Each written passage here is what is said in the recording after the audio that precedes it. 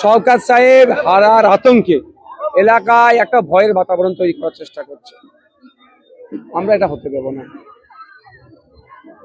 আমরা হিংসা মুক্ত ভাঙড় করতে চাইছি। হিংসাকে দিয়ে হিংসাকে আটকানো যায় না। আমরা শান্তিপূর্ণভাবে প্রতিবাদ করেছি। প্রশাসনকে ধন্যবাদ জানাবো। প্রশাসন ধরে আমাকে জানিয়েছে, ব্যবস্থা গ্রহণ করেছে। আমি কে মেরেছে দেখিনি।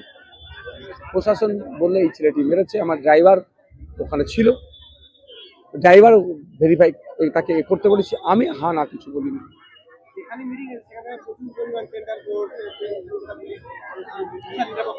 না, ব্যাপারটা হচ্ছে তৃণমূল কংগ্রেস একটা অশান্তি পাকানোর চেষ্টা করছে। এখানে তৃণমূল কংগ্রেস বলবো না, শওকত সাহেব অশান্তি পাকানোর চেষ্টা করছে।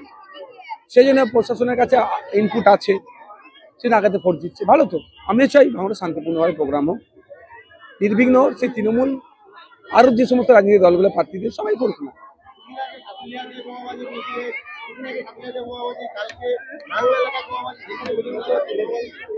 দেখুন, এটা তো প্রশাসনের আটকানোর কাজ।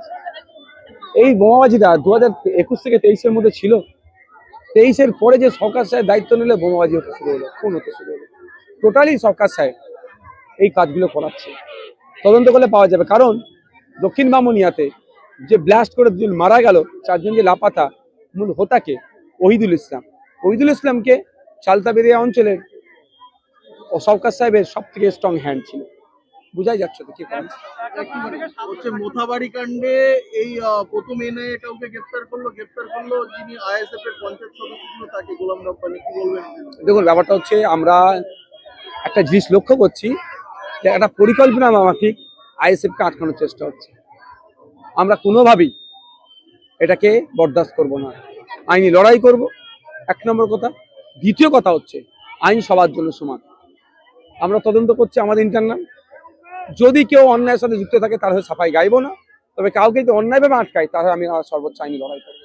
আর এনআইএ বা এখন বিজেপি আর তৃণমূল আলাদা আমরা দেখছি।